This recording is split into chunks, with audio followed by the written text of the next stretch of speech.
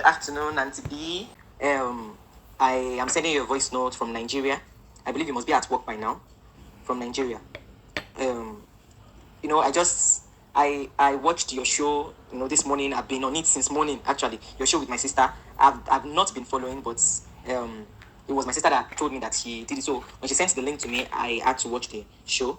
And I must really say I enjoyed the show. And if that is what you have been doing, that is really, really good. It's enlightening, actually. Really enlightening. And I love that. I love that you are taking out the step to help women, especially naive ones, to sort us okay. We need to, in this 2021 that we are in, we really need to. I watched the show, I listened to everything, and then I also listened to the recordings of my sister's ex-husband on after the show. So, Auntie Bridget, I'm breaking the messages because I don't want it to be too much. I really want to say, I don't know the number of things I will say, but some things are on my mind. I just feel I should let you know about, so that you would really understand where my sister is coming from. Just so you will know, my sister and I didn't used to be close. Really, we just started getting close of recent years back. In fact, when all those things were happening in our marriage, we weren't close. She was closer to my mom. I wasn't even close to my mom at all. We were always fighting. You get to understand why we were always fighting anyway. Also, so that's that. So where do I start from? Yes, I am also a survivor. Yes. So nobody's rejoicing that my sister's marriage is breaking up and all that. I'm not happy about it, and I'm sure nobody's happy about it. But at least I am happy that she's getting out of a domestic violence marriage. That one is there. At least, even though it's nobody's joy and it's nobody's plan to have such a life. I am a single mom. I have a child, a son. He's going to be 9 years old very soon. He's going to turn 9 very soon. And yes, by the way, we were not married at all. We did not do any. He didn't do any marital anything for me. Now, this is it. I met him in 2020, I can't even remember. One second. I met him. We dated for a while. Meanwhile, I had been pregnant for somebody whom I was in a relationship with for 4 years, and then I put to bed and I lost the child. So it wasn't long after. After I lost the child, the person whom I was pregnant for cut all contact with me. Like, let's say 3 days after I lost the child, he cut all contact with me. That one is even another story entirely, so I'm not even branching into that one. After that, I was broken. I was angry. I was angry with myself, angry with my parents, angry with God, angry with a lot of things. So I was still in school at that time, so I buried myself in books. I was always reading. It was during this period I met this baby daddy of mine, and he offered to be a gentleman, a loving person. When we talk about a wolf in sheep's clothing. So, and I fell into that trap again. And you know what? Just like my sister, we dated for only maybe 3 months before I got pregnant. Now, this one I did intentionally because I was still angry. I was still hurting. Angry, actually, towards my parents. Because all through those 6 months that I was trying to get myself back on my feet, burying myself in books, my daddy was frustrating me at all. He kept on frustrating me that the person I got pregnant for, I must go back and go and look for that guy anywhere he is. I must make sure that I marry him. I was frustrated about it. Okay, and when I got pregnant, my mom denied that she didn't know the guy, which was another reason I was angry. So you see, so many reasons why I used to be so angry with my mom and all. So I was frustrated with my dad in the house, and I was just looking for every single way out. Meanwhile, I was in school and he did not allow me to stay on campus. He put a driver to be taking me to school and bring me back home. My mommy thinks that was a very, very good thing, actually. For me, it wasn't good. I didn't like it. Really, I didn't. Because I'll tell the driver not to come and pick me up in school. I'll tell the car to drive to park somewhere. Then I'll go to my boyfriend's house, and what ended it was pregnancy. Very foolish of me. Anyway, fast forward. I had this child for this man. Of course, I got pregnant for him. My daddy got to know. He came to see my dad with his mom. I moved into his house without doing any traditional rite. Because according to my dad, once you are pregnant, you are going. I don't blame him. That was the way he got my mom. That was just the way he got my mom. She got pregnant of my sister, and they, just did it. In fact, it was when they had given back to all of us, the last child, the sixth one. 6, yes, we are 6. The sixth one. That was when they decided to tie the marital knots. I know, like you said in your show now, African women, despite going through abuse, I want to give back to all my children in one place. That was one of the things they were telling me then. And so, in my mind, I said, make I be kakiri. It's not anybody's life, it's my life. So, leave me alone. Although my sister came into play at that time, she was one of the people who helped me, and I was able to get encouragement to leave that guy's house, to leave his house, because my daddy stopped. He removed all his hands from all my fees, schooling, everything. And he had done this not when I got pregnant the second time. He had done it from the very first time when I got pregnant. But I was on scholarship in the university. That was why I was still able to be going to school. So he had removed his hands from the very first time. So when I met this guy, he was offering to help and all that because my mom is not working. My dad did not allow her to work. So she herself was enduring her own marriage. So I understand perfectly in your show when you said that staying in an abusive marriage would actually affect the children. It's natural. It will just flow. My mom used to be frustrated, continuously frustrated. I know recently, not even recently, some 3-4 years back, I told her to her face. I said, if you stayed in this marriage because of us, then you have made the biggest mistake of your life, because I won't do the same thing. I told her in Yoruba because we converse in Yoruba at home. I told her that was my business that you're staying with an abusive man till this date. And now you're not blaming us for your own choice. Please don't blame us for your own choice. You know, African moms are always like that. It's not, don't stay because of me. And that was the thing that was on my mind when I decided to leave this abusive guy. I said, I don't want a day when my son will look up to me and tell me that you knew he was abusing you, yet you gave back to 1, 2, 3, 4, 5, 6 for him. What were you looking at? I didn't want that. I didn't want my son to look at me one day and say that I did not ask you to stay. You had the choice to have left and you did not leave.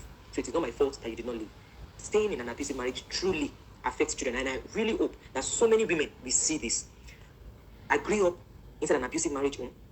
I experienced it, so I know how it feels like to be in it and even to be affected by it. Why am I saying all this? I'm saying it so that you know that I understand the side where my sister is coming from, and I just want to back her up. I just want to support her as much as I can. Her husband is exactly like my dad. You see, all these issues that happened with her in her life, the root cause is my parents. I know my sister will not approve of me saying this. Neither will my mom. They will fight me. They are the root cause. Inside my mind, they are the root cause. Till this is the root cause. Now, my mom, she's a mother. She really tried. But she's also in an abusive marriage where she has to be dancing to the tune of the man every now and then. And she's still doing it till date.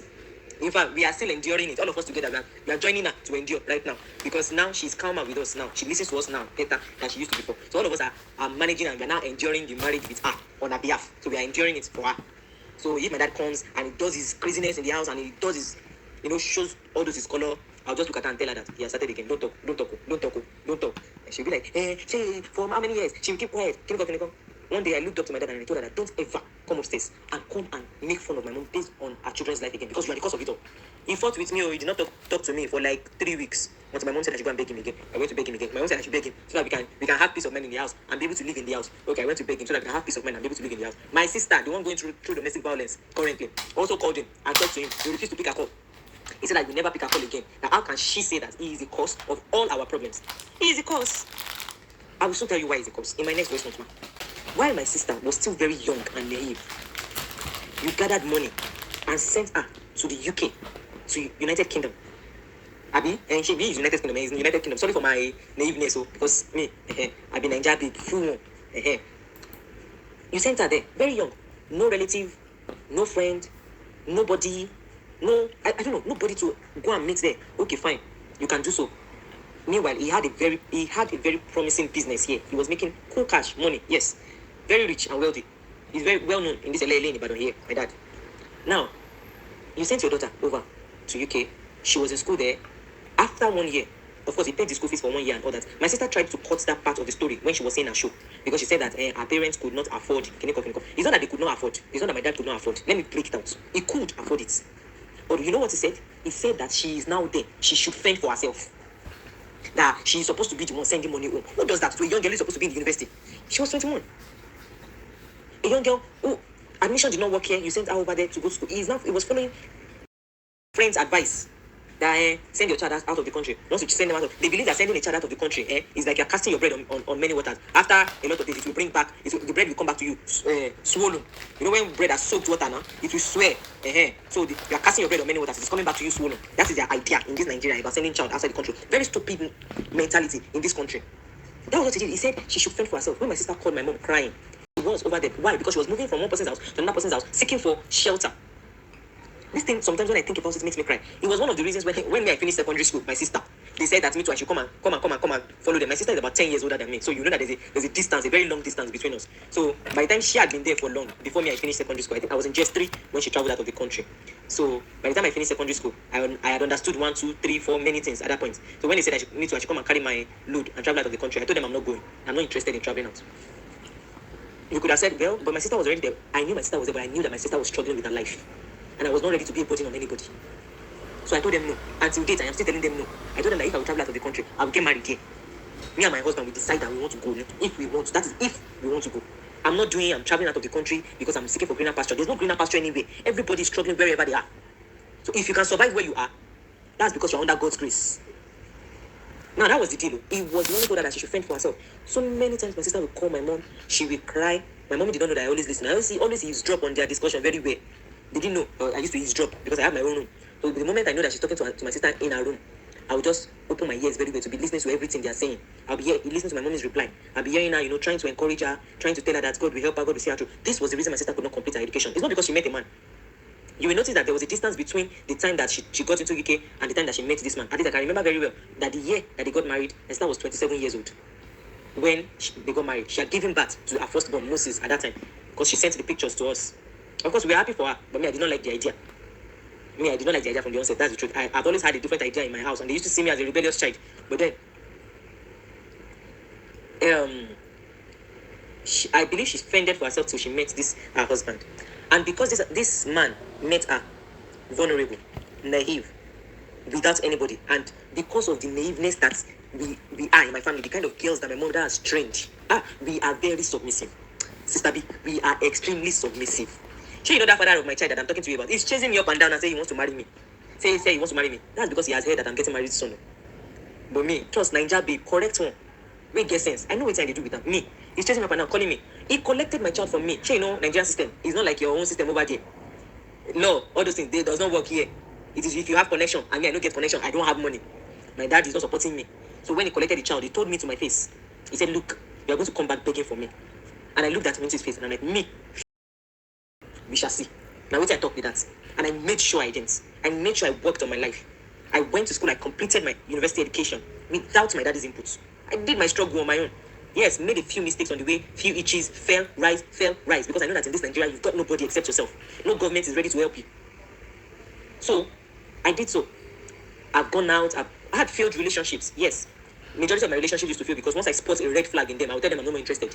My mommy did not understand. She just, people always just like, hey, mama, buy a car. Meaning that people around will be counting it for you. You dated this one, you dated this one. I told that one, I said, leave them alone, let them be counting. Now me see what I see. I won't see a red flag and go ahead with the marriage. I always tell her, even if the marriage is tomorrow, the wedding date is tomorrow, and I see that red flag today, mommy, I'm breaking off the relationship. She used to look at me like I am mad. Well, experience has made me mad, if that's what you will say. I'm just 29 years old, but I will not and I will never subject myself to eternity. Maybe not eternity, but several years of enduring a marriage. I will not. So I will open my eyes clearly. Open my eyes. Love is blind, but eyes is opened. Using Google, with Google, contact lens. I will open it clearly before I choose whoever I want to marry. So this crazy guy, the father of my child, is chasing me up and down now, seeking for opportunities, buying things, and saying that he wants to marry me. He's begging me, saying that, so he's now realizing that he's actually going to lose me. I'll just be looking at him because I go to check on my son. So it was when he went, the last time I went to check on my son, which was in July, schools were on break. I am a teacher anyway. I teach in a primary school. So schools were on break, so I decided to go and check on my son. My elder brother, that is, okay, my brother, he is also a younger brother to my sister. My sister is our firstborn. So he sent some money and he sent also to my son. So I bought him a few things and I went to give it to him. So this guy saw me and he saw an engagement ring on my finger. And that's when he has been chasing me about. I warned him of not to come to my house. We don't have Nigerian system, governmental system here. But I showed him a crazy side of me that he has never seen before. And he was scared. Because here in Nigeria, you have to be mad to chase a man off you. And then gather mad people with you. When I'm talking about mad, mad, like crazy mad set of women with you. My mommy too is joining that clique of crazy mad women because she told him off too. It's married here, not the mommy. It's married here. And that is why Sister Sean's husband is calling my mommy witch. In his voice notes, everything in his voice notes is just a lie. Because I was angry when I was listening to it. I was like, why would an human being be so manipulative, can be a liar, and you be coin lie? Sit down inside your house and coin lie against your fellow human being. Lack of conscience, heartlessness. It's hurting me that I almost wanted to pick my phone to dial his number to tell him he's a wicked person. But I was like, don't let me complicate the issue that is on ground. Let me just tell my sister to send me Auntie Bridget's number. And let me tell Auntie Bridget that this man that you are listening to is a blatant liar. Do you know what he did? What he just did of recent? He sent 50,000 naira to my daddy. Do you know why he sent 50,000 naira to my daddy? I will tell you. He realized that my mother is no longer on his side. Why did I say my mother is no longer on his side? Over the years that those things have been happening, my mom has been advising my sister to be patient, to, be patient, be this with him. You too, when he's talking, don't answer him. When he's doing this, don't do this. When he's doing that, don't. You too, if you know that he's around, be careful how you do. My sister has been following all those advice, all to no avail. So now that the issue has gotten to the brain of my sister, she voiced that and told my mommy she can't do it again. My mom said, after 4 children, how will you do it? Where will you go to? My sister then told her that, which one do you want? My life or my death? That was when my mommy kept short. So she was telling me, my mom was telling me, yesterday morning in the kitchen. And when my sister said that to her, she was like, she doesn't want to bury her child though. Since that's the decision, let her keep quiet. I said, Mommy, it's not about keeping quiet. It's just the truth. If she continues in it, she will die. So many people are dying from abusive marriage now. It's either 2 things that will happen. Either she kills the man or the man kills her. It's those 2 things that will happen. She will kill the man out of frustration, out of anger one day. Or the man will kill her out of being wicked or something. It's either of the 2. Or maybe out of where he's punching her. She will just go and die. The next thing you hear is, she had cardiac arrest. My parents are not cooking in UK. So she died. How could somebody be in a marriage for 14 years and be enduring it? Inside this life. For easy, no good at all. So I told my mom that. And he said, okay, that God will shall help. I said, yes, God will help. That one is sure. God will help. Because this man that I am looking at, he is not ready to change his character. He needs help. He needs psychological help. He needs therapists. He needs therapy sessions. He talks like a woman. In fact, his own is worse than a woman. He says unnecessary things. Oh, my sister did not tell you that he used to abuse her, that her vagina is smelly, her vagina is this, the kind of stupid words that she should be hearing from the mouth of a matured, reasonable man. While the children are there, he insults her that way. Then my sister will pick up the phone and be talking to my mom and be crying on the phone. My mom will advise her again. She will stay. But when my mom, now, because the moment my sister said she was no longer interested in the marriage and all, and he realized that my sister was serious about what she is saying, he decided to call my mom. And then that was now when my mom now decided that this time around, she's standing on my sister's side. So my mom supported my sister in a discussion with him. And because of that, he refused to call my sister. There was a time 2 months ago, my sister was seriously sick. She had this, I don't know, she had something swollen in her throat. She sent the picture to my mom, and she was in the hospital. She was trying to actually cover it up. She had a video call with my mom, and my mom was like, then she now laughed. She said nothing. My mom now said, where is she really? And she said she's in the hospital. And then she showed my mom the swollen this thing and all. And so for like a week after, we were trying to reach my sister to call her. We were not able to reach her. Her number would ring. We couldn't get through to her. So my mom was scared. Like her mind was up. So she then decided to call her husband. She started calling her husband. My sister was still I think that was the time my sister went back into the marriage. She talked about it a time when she first left. That time when she first left was when my sister told my mom, and my mom supported her. So she left and then she went back. I think based on mommy's advice of going back, and also based on the fact that her husband lied that he's a changed man and all. That was why she went back. If she had spoken to me at that time, I would have told her not to go back. That is just lying. But she's closer to mom than she is closer to me. We are just getting close now because we are just really getting close now. So we couldn't reach her. So my mom decided to call her husband that time. And then when my mom called, the phone will ring. He won't pick it up. So when my mom opened up to me, it had been going on for like a week before my mom opened up to me, because I go to work, I come back late. And then she just opened up to me that she has been trying to reach this nation, she cannot reach out, and she's sick, and she's this, and she's trying to reach her husband, her husband is not, and she's afraid, and because they are currently having problems in their marriage. I was like, really? She said yes. That is even serious. That was not the time I was getting to know everything that was happening. Okay, so then I said she should give me her husband's number. I never had his number. I didn't like to have his number. I deleted his number from the very moment they gave birth to the second child. And that was the time he physically abused my sister. He beat her. He now started sending me pictures on WhatsApp. Pictures of where, probably where they were in the fight. Maybe my sister dragged him or something, and a fingernail, tore his body. Started sending me pictures and started sending stupid voice notes. I deleted his number straight away. And I blocked him off. So I was like, I won't put my mouth into that kind of thing. If she knows that she won't, because me, I cannot advise at that time. I was still very, very, very, very young at that time. So if I should tell her at that time that she should leave, they will be looking at me as if, what do I know? What do I know? That's the way they were looking at me. So I kept quiet and I kept watching. So when this issue happened, then I told her to give me his number. I collected his number and then I dialed his number on WhatsApp. I called him and he picked my call. In fact, it didn't ring for long. He picked it. Immediately he picked it. I hung up and I went to tell my mom that he picked my own call. Oh. Maybe because he does not have my number again. My mom was like, I should have spoken to him. Then I told my mom to keep quiet. So I stayed beside her and then I dialed his number again. And he picked. And I said, good morning, Sal. Okay, I laughed. Okay. I said, I've been trying to reach my sister. I've not been able to reach her. And I know she's sick. What is the problem? Where is she? And he said, she's fine. That he's actually out of the house now. That he's at work. That he's on his way to work. That when he left the house, she was sleeping with the children. They were still sleeping when he left the house, and that. Okay. So I told my mom was listening to everything. So he hung up. So I told my mom that he's deliberately refusing to pick my mom's call. Okay, so let me quickly fast forward. So I don't want to bore you too much with everything, but I just really want you to have a grasp and understand where my sister is coming from. You'd understand and help me to really, really help her. I know you've done a lot and I really appreciate it, but help me to really, really help her, because the truth is she has nobody. After that time, then her husband called my daddy. When he called my daddy, he now told my daddy that my sister wants to spoil his life. My sister wants to do this, that my sister wants to break off the marriage, this and this, that and that, this and that. He reported my sister to my mom, to my dad rather. Rather than for my dad to ask him, what have you been doing to my daughter? My dad came upstairs to fight with my mom. That like mother, like daughter. No more. You know that Yoruba adage that what a mother did is just like mother, like daughter. No, because my mother had actually had series of failed relationships and children. Plus one that is living. She was with another man, and because the man used to abuse her, and the man already had wife. She's an Edo woman, so it was like she was married off to that man. You know the way all those Edo mothers during that time, the man that has money, she was married off to that man. She was like his fourth wife, so she gave birth to him, a child for him, and she was there. But after she gave birth to the child, she became very sick, and this man doesn't care. He didn't even used to stay at home at all. So she was actually being abused. So she had to leave Edo state and ran to Ibadan.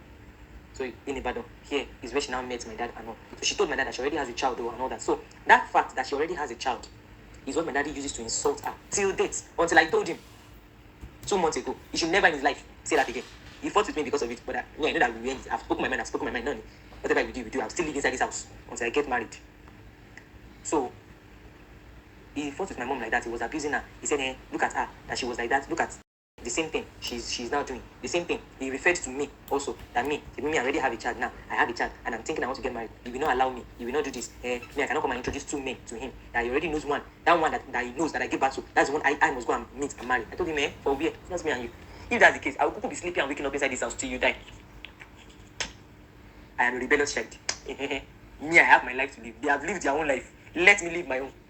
So Isha insulted my mom that way. Then my sister called him. And my sister spoke to him and told him that does he understand what she has been going through? Does he understand? In fact, it's a total waste of time calling him and talking to him. Because he's extremely stubborn and he's a lot like my sister's husband. In fact, both of them are birds of the same feather, are flocked together. Do you know what my sister's husband will say? In all his voice notes, did you hear him say anything negative about my daddy? He will not. Because he will say, my daddy is a correct daddy. He's a correct man. He likes him a lot, not like my mommy. That's what he said to my sister.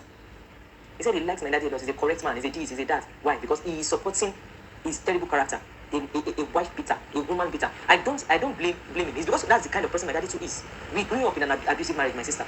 My dad and my mom used to go physical. Beat themselves. Blue, black, swallow face. Like that. My mom too, one, she will use her head, hit the floor, do this. My daddy, punch, do that one. I would just sit down in the corner and be looking at them, doing Mike Tyson and Okogan. In fact, I'm laughing over this issue, but it's not funny because it affected me. It affected me in school. It affected me in choices of relationship. It affected me a lot, and it's affecting my sister because the advice is, hey, all men are the same. You just have to endure. Me, I will not endure. I have told them. The person I am in a relationship with presently, my fiancé that we are getting married to, me, I will not endure. Quickly start getting to know. If you try any nonsense with me, I'm getting out. People are saying I am not too hard. Am I too hard, my sister? Experience has taught me a lot. I'm actually afraid of getting married. I'm scared to my bones of getting married. Sometimes, really, sister to sister, I'm talking. Sometimes, I just want to call off this whole marriage thing. Like, let me just continue single life. Sometimes I want to do that. I'm scared. Listening to my sister on the show again today, I'm scared. This fear is there. But I know God, will help me. At least I've not seen any terrible signs in the person I'm with currently. I've been dating with him for 2 years, asked questions, visited his house, stayed in his household, see the way he treats his mother and his sister, fought with him. But I will deliberately create a fight. I will push him to the edge. I'm just only praying that he's not pretending. Because honestly, marriage is fearing me like anything else. Now, so you now understand why he sent money to my dad. Now that he has sent my daddy 50,000 naira, Sister B, what do you expect my daddy to do? Knowing fully well that my sister is no longer with this guy. Rather than for my daddy to reject the money, my daddy was now using cunningness, this cunning character, to come and ask my mom, should he accept the money? Yesterday morning, my mommy called me into the kitchen and was asking, I should come and hear what my daddy told her. That this guy sent 50,000 naira to him, and now my daddy is asking her, that should he accept it? She said, he should accept it though. If she should tell him not to accept it now, he's going to hold on to that, because all of them are bets of the same person. And this one, that my sister's husband has been shouting that it is because he is not sending money to me. You heard him saying in the voice note, in the call that I called you, that he only send money to my parents every month. In fact, when I heard that, I was like, which kind of lie be all this one safe? It's a lie, oh. He does not send any money every month. Maybe it's my sister's fault. That whenever she sends money, she will send money to Nigeria. She will not be saying, it's the husband that sent it. Let me tell you what we owe him. We owe him a BMW car, which is still in our compound here, which is sent to Nigeria, like maybe probably very soon, or they are coming to Nigeria. And a land, which he asked my daddy to help him to buy. He sent money and told my daddy to help him to buy a land. And then he also sent money that they should help him to buy a land in Lagos and develop it. And the lands are bought, the houses are being developed. Now he's requesting for that money back. He's requesting for the money that he sent to my daddy. Now the other land that he said they should help him to buy and develop in Lagos, it wasn't my daddy sent that one to. He's one of my daddy's friends like that he sent that one to. That my daddy's friends connected with him. I don't even know that. His name Dasabi. But that one is the one helping him to manage his house, that property in Lagos. And that one is none of our own business here. It's between the both of them. But the one that's our business is the 2 million naira he sent my daddy to buy a land for him. My daddy bought the land and the land is there in Ologun Rafinyani. I know he's requesting for the 2 million naira, but thinking maybe we ate the money or we used it for our own gain. When my mom was telling him, I said, you people should better go and sell the land and give him his money back. Which kind of nonsense is that one? Sell the land and give him his money. What nonsense? The land is there, nobody's eating it, nobody's putting anything on it. What's rubbish? He's requesting for his money, sell the land and give him his money back. I don't have time for rubbish or nonsense. But everything is not in my mom's hands. It's majorly in my daddy's hands, what he's going to do. And my daddy is still on the point and on the note that they have to settle themselves. My daddy said that he will not pick up my sister's call, he will not talk to her, he will not relate with her until she goes to settle with her husband. Think of the kind of emotional stress my sister is currently undergoing. Pressure from my dad here, and pressure from my husband over there, not knowing what to do. Sometimes if my mom will talk, my mom will say, isn't there any other solution to it aside from separation? There's no other solution, mommy. There's no other solution. Currently, there's no other solution. If there's another solution, we will look for. But currently, none. My daddy refused to pick my sister's call. He refused to speak with her simply because my sister told him that is the cause of all our problems, especially us. And he said that if she doesn't pick the call, if she doesn't settle with her husband, he is not going to pick up her call and speak with her, and he's not going to allow me here to get married. You trust me now? I've called all our family members here in Nigeria on his head. All my mommy's sisters. I called him. I called my mommy's elder sister in Lagos. I called my cousin. All of you, come and talk to him. If not, both of us will be sleeping and waking up inside his house. I'll be going to his flat downstairs to be sleeping inside one extra room there till he dies. I will not marry. If that's what he wants, because he wants me to be a single mother again or to get pregnant again. Not be me and him. It won't happen. It will not happen. If I don't get married in his lifetime, I will get married after he death. That was my decision. So all those ones called him, and that was now when he now calmed down. But he's still on the point of that he won't talk to my sister until she settles with her husband. And now, anytime my sister calls and it's probably in my mom's room, and my sister will say she wants to talk to him, my mom should give him the phone. He will collect the phone and put it a distance away, and be saying, Bawini. He will not be asking. Meaning that these two are having issues, and you are asking after the man.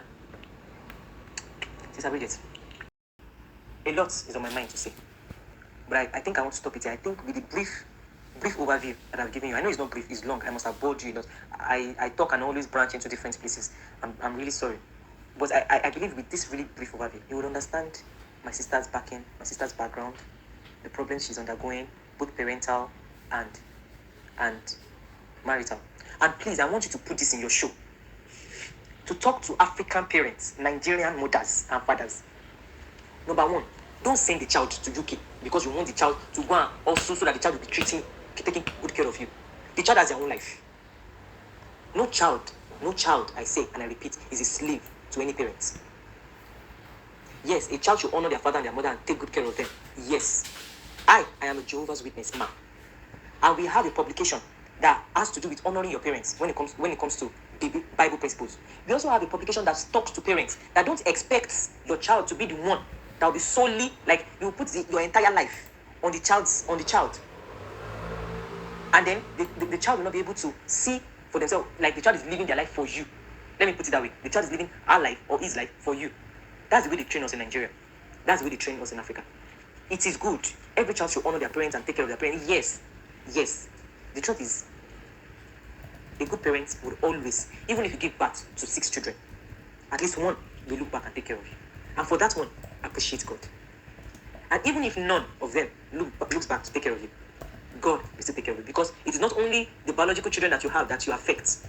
You also affect other children around you who are not your biological children. Now, those ones can actually be the ones to come back and to take care of you. When God blesses you, uses you to bless another person, don't think it's that same person that will bless you back in return. No. Sometimes the blessing comes from somewhere else. Cheerfully give and you will receive. That's what the Bible says.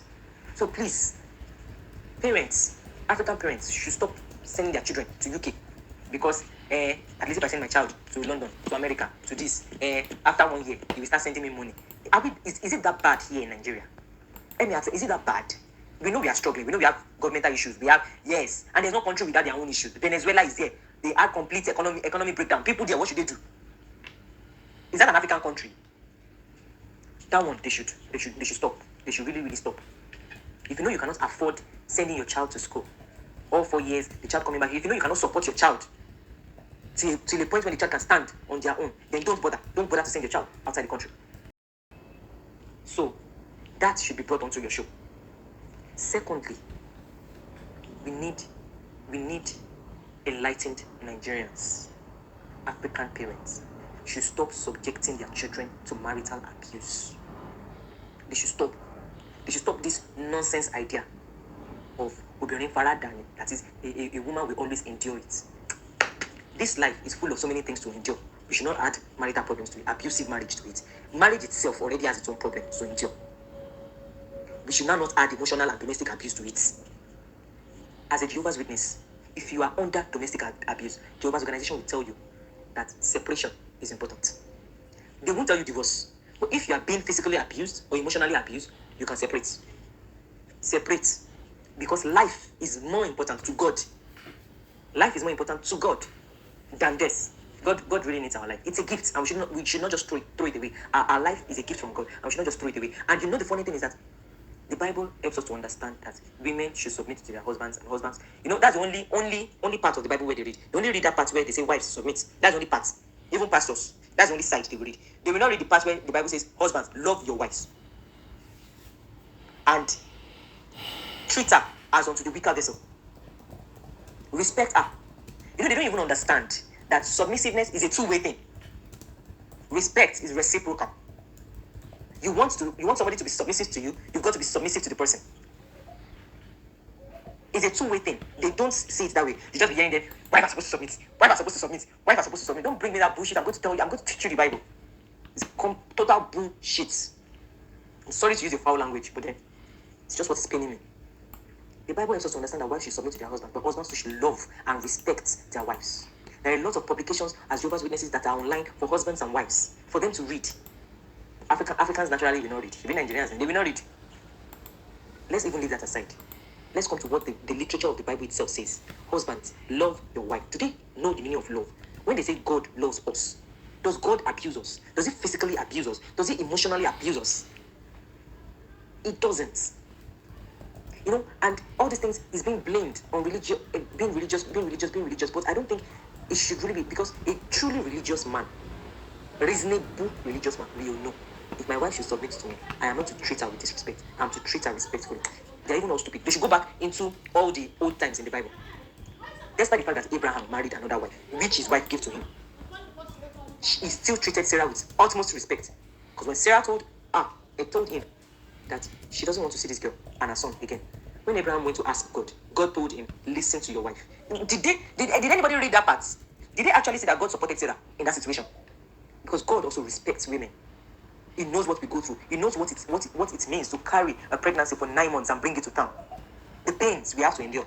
The pains we have to endure in caring for the child and bringing the child up. Being a mother, being a nurturer. He understands and it gives us that respect. So why won't a man on earth give us that respect? I am not a freedom fighter, I am not but when issues have hit me, I speak a lot. And this one is closer to me than any other one.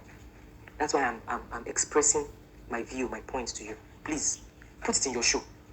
African parents, Nigerian mothers, fathers should stop subjecting their children to marital abuse. Because one of the points, this guy, my sister's husband and my own baby father, one of the points they are using is my dad.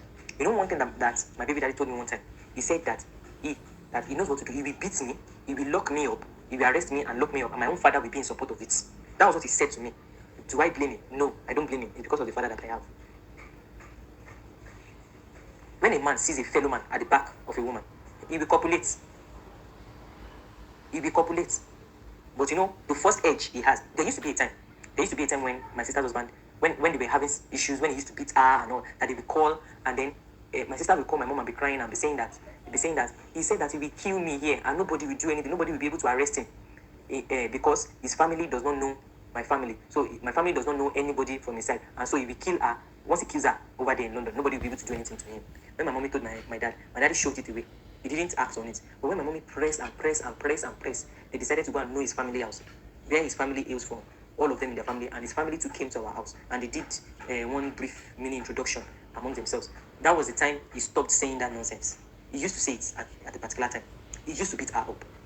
My sister will cover him up because she presently she can't defend herself. She has gone through too much emotional abuse to be able to think straight. A woman who is under emotional abuse, domestic violence, physical abuse, will naturally not be able to think straight. I was in that shoes before, and see, this is my baby daddy. He can lie. Oh my God, he can lie. This way that this my sister's husband will travel and be saying which man is beside you there, which this thing. That's the exact thing it used to do, and he was well older than me. I think he's about 6 years or something older than me. Not as much as that of my sister, but it even made me to come down to a particular mentality that all these older men are just they are what do I call them? Opportunists. They see younger girls who are naive, innocent, then just like a lion that wants to pounce on its prey, they will walk. That kind of lion stealthy gaits. That kind of gait. They will do it steadily. They will pounce on that prey. I know the way a lion will hold down its prey on the neck. Will not speak out, will not talk to anybody, will not be able to relate with anybody. See the way he's talking, saying that my sister is the one spoiling him around, wanting to spoil. How many people have my sister spoken to? If not that Oyibo woman noticed, my sister is not the talking kind of person. In fact, all of us are not. In fact, the way my mother has trained us, you don't say your matter outside. You don't discuss it. That's the way she trained us.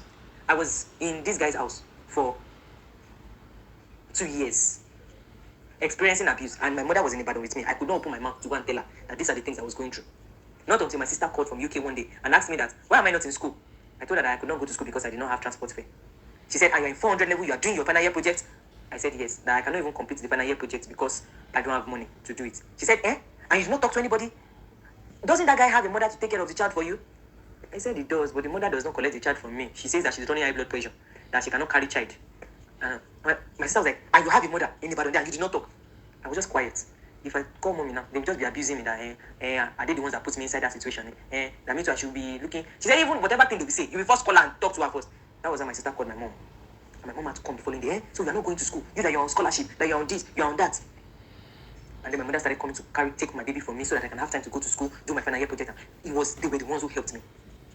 Not only them, I had the support of a friend too here in Nigeria, who is handicapped, by the way. She's handicapped, but she spoke.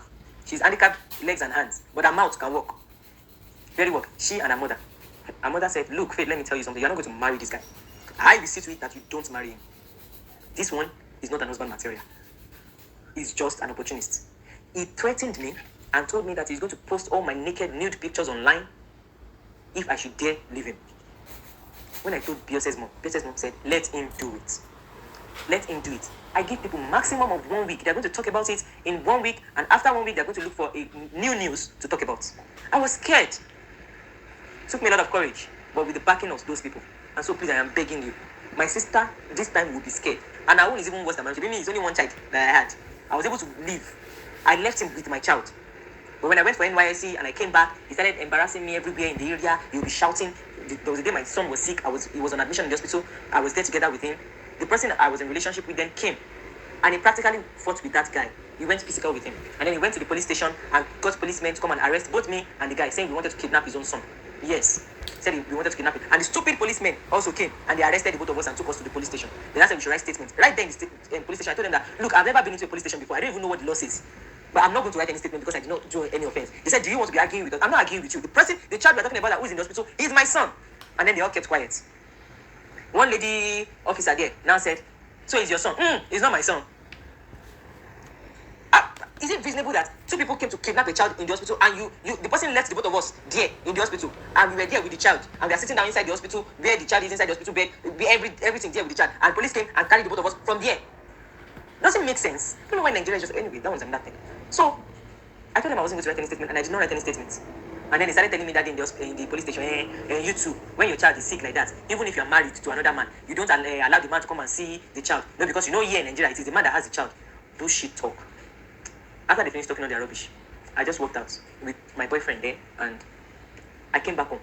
And as soon as I got back home, I just came into my room, I packed every single thing of my child and I went to give it to his dad in the hospital. You want the boy? Take the boy.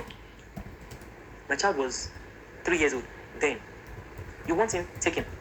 And then after then, we started going through social welfare, back and forth. Maybe he paid off the social welfare people, I don't know. All I know is that they just scattered the case. I told my mom, I'm tired, I can't do this again.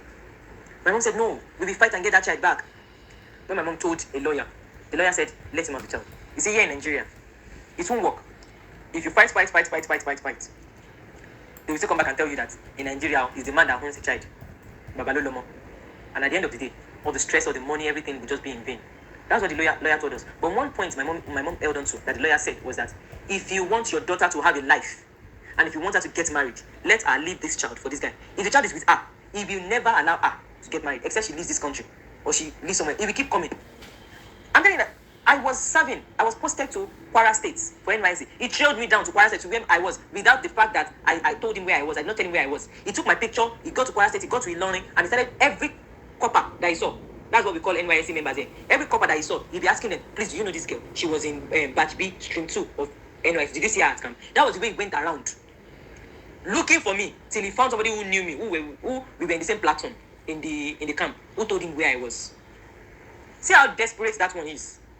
You know, I will not stay with that kind of person. Ojo, you know if you work. The same kind of thing is the kind of thing this guy is doing to my sister now. Lies upon lies, saying he's only sending money to my mom, saying everything my sister is saying is a lie, trying to paint himself as the saint here, which we all know, and we have all been aware of how he has been abusing her. Another thing is that while I was with my baby daddy in his house too, I was going through those problems. I had nobody to talk to, nobody to confide in. So there was this group on Facebook that I belonged to, and then I, just like my sister did, that she came to your show, I posted my issue anonymously. You can post your issue anonymously on the page. So the group admin will approve the post, and then they will tag you so that you can be seeing the comments. So I was tagged so that I started seeing the comments of people and the advice the women were giving me, and the women were saying you have to leave. At least he has not married you. You have to find.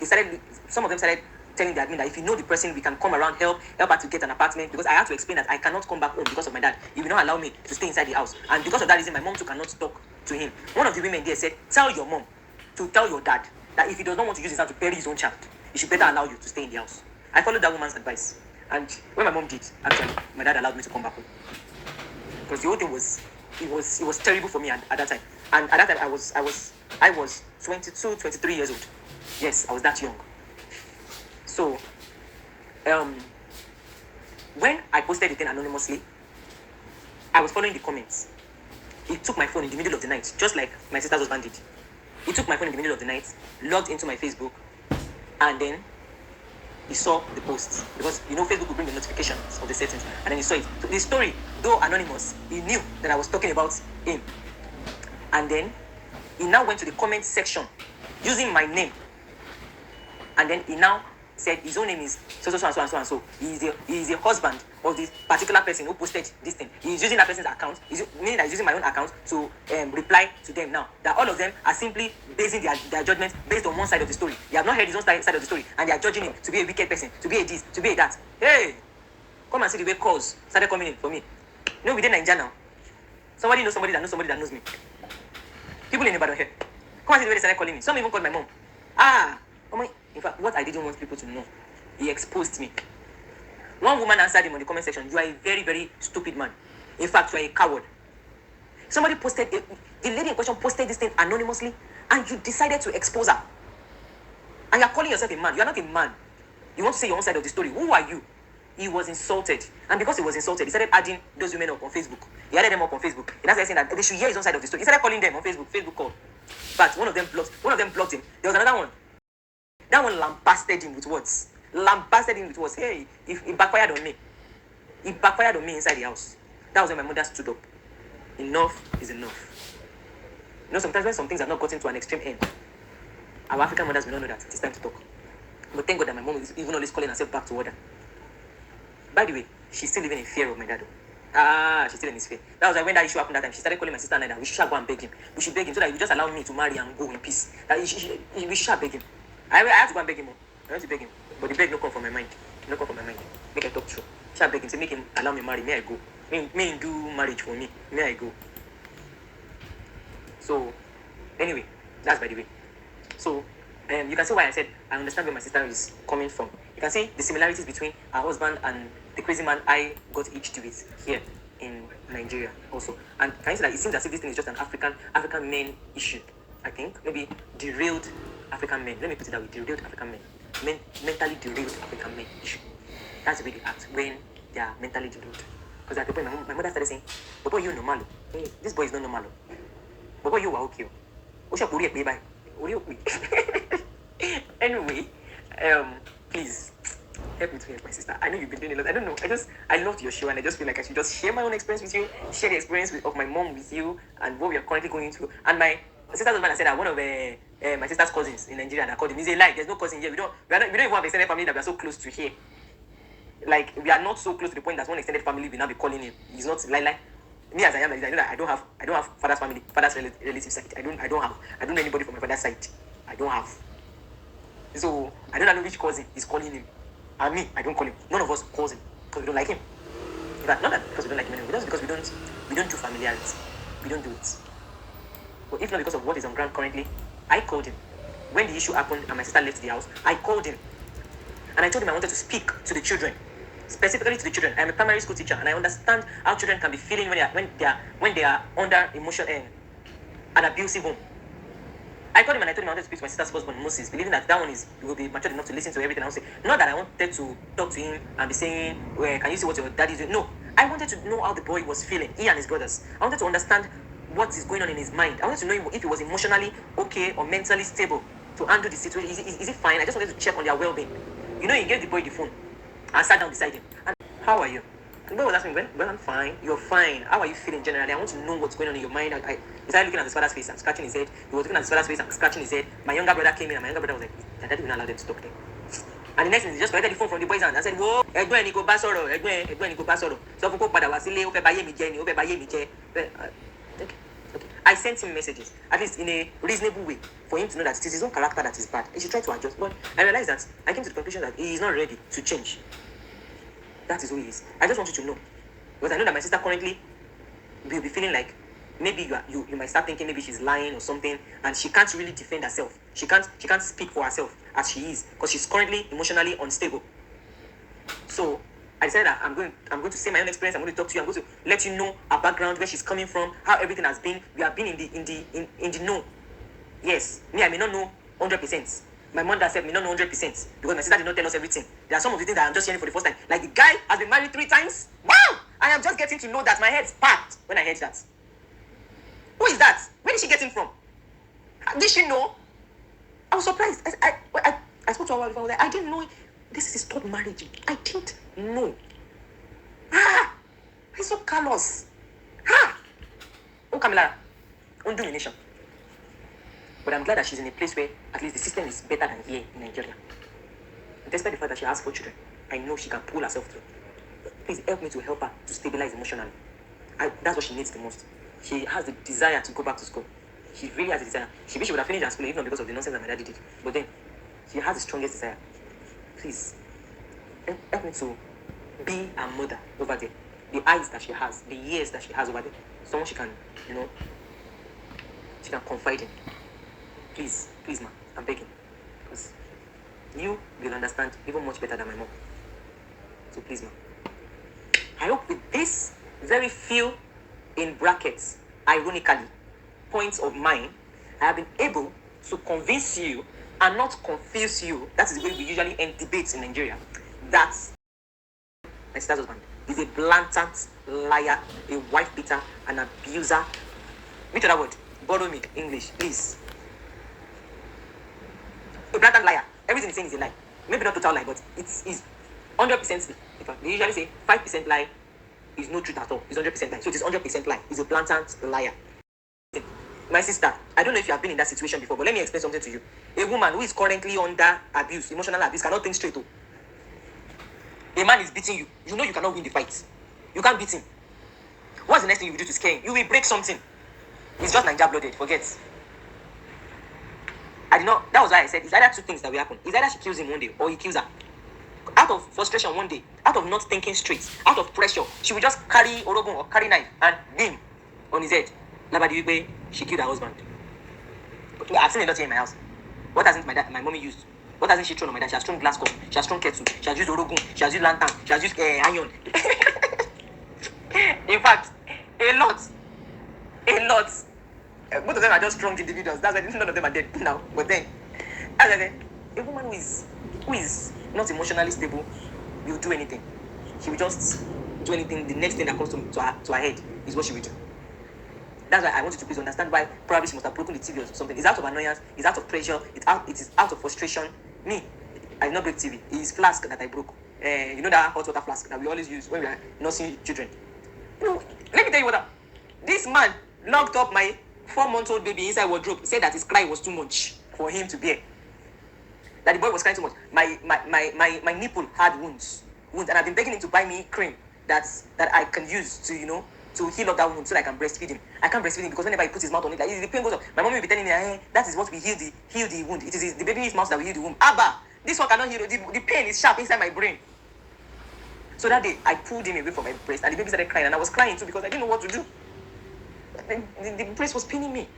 The nipple was seriously paining me.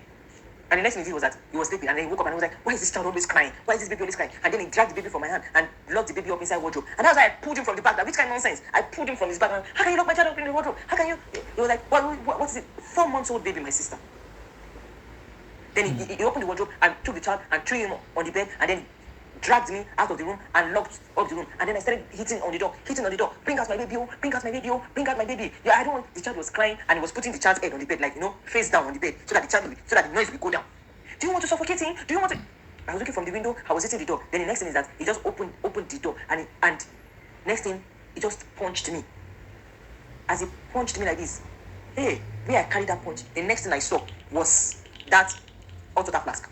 I just carried it and threw it. Yeah, the moment he heard, that would be the first time I will ever retaliate. He was shocked. He went back. I saw the shock on him. The moment I saw the shock on him, I pushed him away from my road into the room. And I was like, what is your problem? Are you mad? Are you this? That was how I carried my child, and then I went out of the room, daddy, and I went to stay outside for a while. I know the funny thing is that they won't apologize that they did such. And just like my sister's husband is always saying, he will say that he never beat me. He say, assuming he beat me, that me I would have died. That's what he will say. So all these things, we all went through it. We all that have gone through it understand how it feels like. So please, I just want to encourage you to keep on the good work. Help me to support my sister. She may not be able to defend herself right now because she cannot. I know she will not even be able to defend herself because if I compare my situation to her situation and put myself inside her shoes, just like I was some 7 years ago, I know that she will not be able to defend herself. The words will just not come. She will feel helpless. She will feel like she's going to lose the case. She's going to lose her life. And because there's no family over there with her, please, I want you to be her family. I want you to please help me to continue to encourage and strengthen her. And I believe Jehovah, our God, will help you. So, thank you very much for the help so far. And I hope I have not taken your time. Do have a good time. later ahead. Bye. So guys, in case you're wondering what this was all about, this is a voice note that I received from a sister to one of the ladies that have come to Obodo TV to narrate her experience about being married to this narcissist. And, to be honest, I haven't had contact with a man. I believe strongly now that he has mental health issues, undiagnosed, because I interacted with him and I could see that this was just not being, somebody that is narcissist or somebody that is just, not being aware of his behavior or how he comes across. I believe that he has some undiagnosed serious mental health issues. No offense to any mental health, anyone who suffers from mental health out there, but this man, oh my God. So she reached out to me and basically told me that the reason why she and her sister are in having problems developing or forming, healthy relationship is because their father was like that. So she basically told me that her sister is married to a man that is exactly like their father. That their father was very abusive, is still very, very abusive to their mother. The mother endured the marriage and stayed there till today. And this is the result. Her sister has gone ahead to marry a man that is just like their father. She has struggled with different relationships. You heard her narrating her experience there. And, she sent a message out there to say that if you stay in a marriage that is not healthy, and, this typical Nigerian way of saying, oh, I stay because of the children, you are actually damaging your children. You are not helping your children, because they will grow up and they also will attract the same kind of relationship that you've put them through. Unhealthy relationship that does not benefit them in any way, that leaves them very broken, leaves them damaged, looking for, love, and, it's just so pathetic. So my people, that is what this was all about. It's a testimony about living with a father that was very, very abusive and the impact it has on the children. Make what you will of this. It is what it is. But I hope that going forward, people will make informed decisions about the kind of relationship they keep and they sustain, because the repercussions are very far-reaching and it has impact on not you alone that is suffering. It has impact on your children and your children's children. So may God teach us to do the right thing. No one should endure abuse. It is not allowed. We frown against it.